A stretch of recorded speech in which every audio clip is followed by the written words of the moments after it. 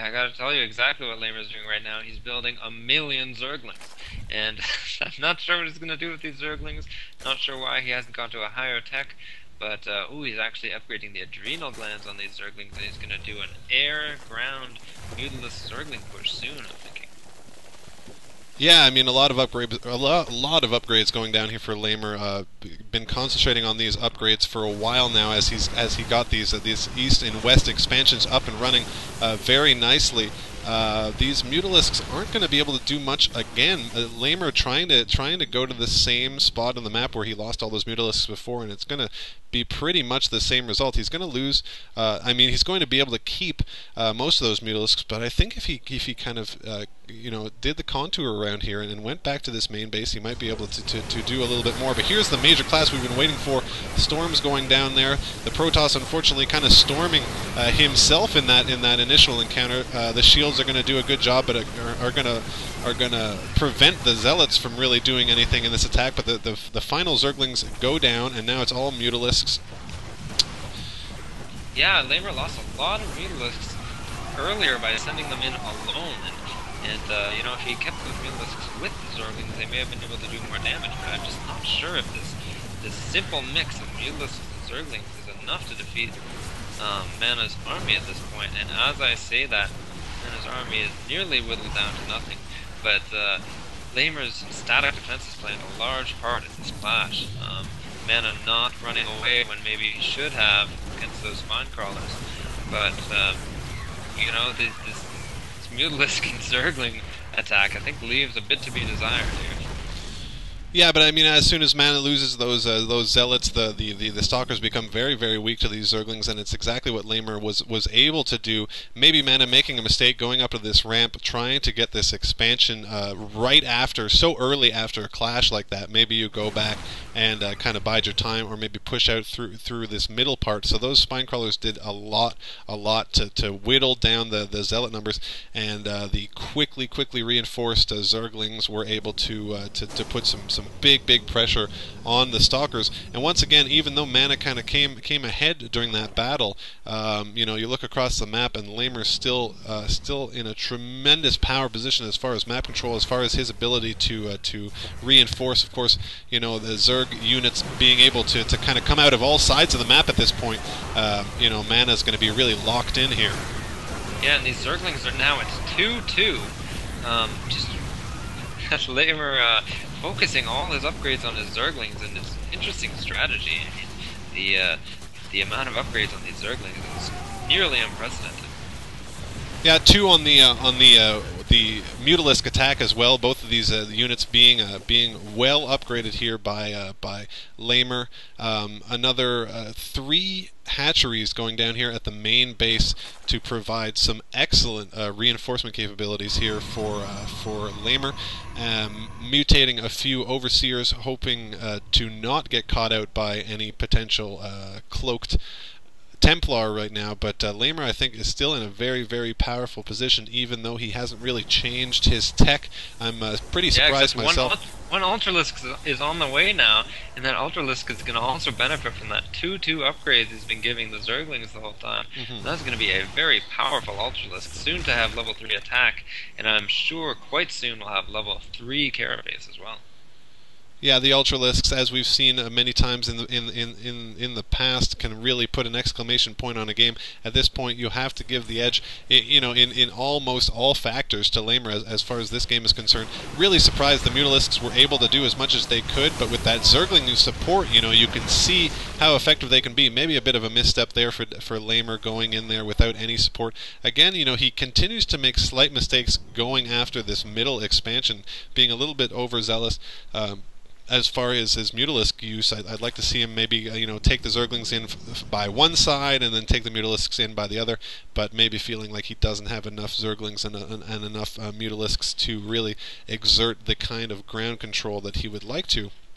Yeah, he's going to be waiting for 7 more Ultralisks to show up, which they will in the next 10 seconds. And here they come, 3 more on the board now, and 4 more that'll be showing up in just 20 more seconds. As soon as more Ultralisks get out on the board here, it's going to be game over for MaNa, I think. Yeah, we're going to see how imba those proton cannons actually are once these Ultralisks go to town on them. These gamers, these players exchanging pleasantries toward the photon cannon entrenchment that MaNa currently finds himself in. But I think these Ultralisks are definitely going to be the tonic that LameR needs to get rid of these photon cannons. Right now, LameR going to try to exploit these this destructible rock position that we saw earlier in the game, getting those photon cannons down on the destructible rocks. The destructible rocks go down. Now he's going to try to go to work on this expansion, which is completely mined out. This is just a kind of idle position here for MaNa. And MaNa not really taking the bait. He's not going to send really any reinforcements. Going to warp in a couple of zealots to maybe make this take a little bit longer, but his bread and butter is right here at this middle expansion where all the photon cannons have really clustered up here. This is where he's getting his minerals. His only minerals. All that MaNa has left, really. Yeah. His main is pretty much all mined out, and his first expansion also pretty much completely mined out. This Ultralisk is going to have 2 zealots to take down, and it looks like the Ultralisk will not fight the zealots. He's just focusing on those probes. Yeah, it looks like the Ultralisk is going to get farmed down by those zealots. A few more Zerglings going to stream in here, and a couple more Ultralisks. So it looks like it might be curtains for these zealots.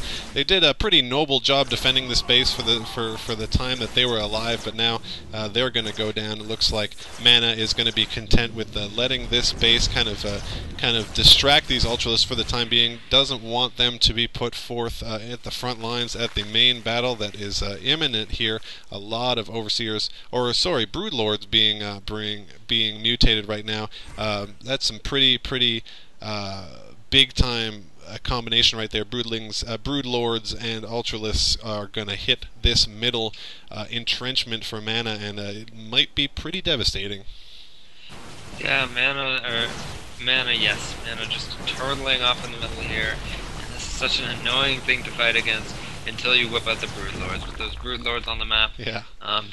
These pylons or these photon cannons become utterly useless as long as those Ultralisks are sitting underneath them, ready to defend against the actual mobile units, which it doesn't look like LameR's doing. Again, like he was moving in too soon with his Mutalisks. It looks like, maybe not. Yeah, here come the Ultralisks. The Broodlords are going to lay down the suppressing fire, going to try to take down the photon cannons and soften this base up for the bulk of the ground force, which is kind of idly waiting right now. The Broodlords are going to be put under pressure, so here come the Ultralisks in a bit of a choked position here. Going to do a lot of damage to these zealots, but a lot of Archons on the board right now. MaNa has Archons, of course, the tanks of the Protoss. They're going to be able to absorb a lot of damage and dish a lot of it out themselves. And MaNa surprisingly taking a pretty powerful position here in this battle. Here come the Mutalisks finally. What were they doing? Where were they idling? And right now they're just going to get whittled down by these Archons. The Archons, a master stroke here from MaNa, being able to spend all the minerals that he's been able to sap out of this middle expansion into these Archons, and the Archons are going to go to town to the mirror expansion to MaNa's placement here. God, could it be that MaNa will win this game?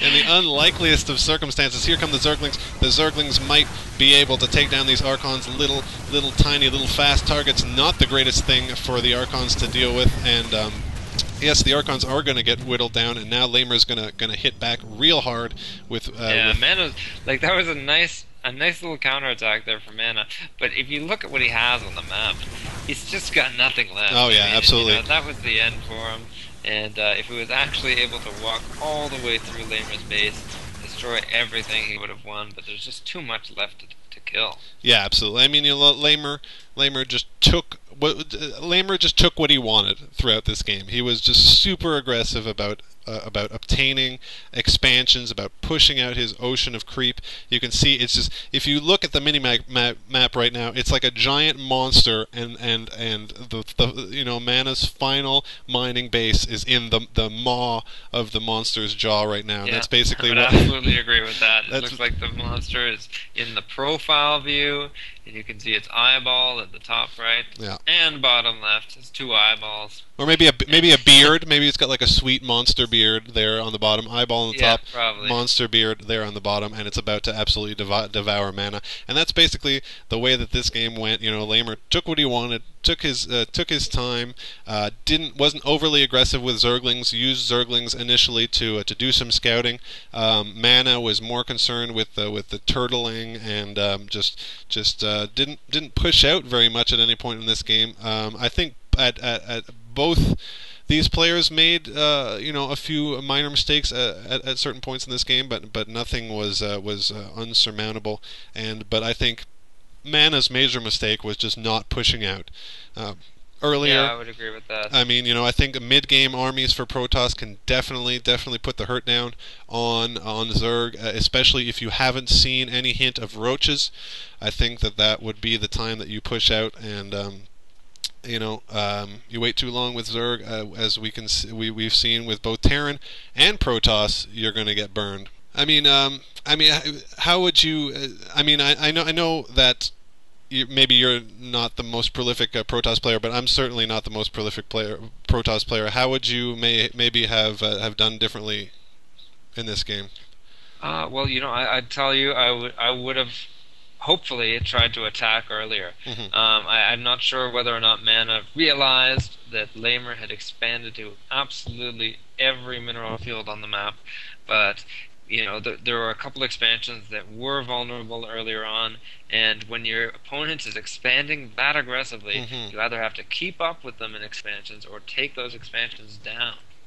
Yeah, absolutely. I mean, allowed LameR the time to get those spine crawlers up to move his creep highway. I mean, it just seemed like an excruciatingly long time where LameR seemed to be in a very vulnerable position, and MaNa didn't really exploit it at any of those times. Built an inordinate amount of photon cannons and was just kind of playing scared. I think from the first second of the game. Well, exactly. He built that early forge, and you mentioned that maybe he would be doing some offensive towering, and I think that would have been a good idea, especially against those aggressive expansions. A couple of offensive towers here, and perhaps a zealot attack on the opposite side of the map. Mm-hmm. Just anything to kind of get a foothold on more mineral fields, get some more expansions down. 3 expansions against 1, 2, 3, 4, 5, or whatever. Yeah. It's just not enough. You just cannot keep up if your opponent has twice as many mineral fields as you, twice as much income, and as a result, twice as many unit production buildings as well, because each hatchery is like 2 gateways. I mean, LameR had a lot of unit production going on, and like we were talking about earlier, he had crazy upgrades too. Oh yeah, I mean, allowed himself the comfort level to just kind of freely upgrade throughout the whole game, and though the army sizes were maybe a little closer than what we normally would have seen with someone who had taken that much of the map, the upgrades were just kind of totally skewed one way, and the game ended up being pretty skewed in the Zerg's favor as well. And so on that note, we hope you enjoyed this map spreading game between DalaiLameR and MaNa. And on behalf of myself, Jadius, Baeus, and the Wood League, we will see you folks next time.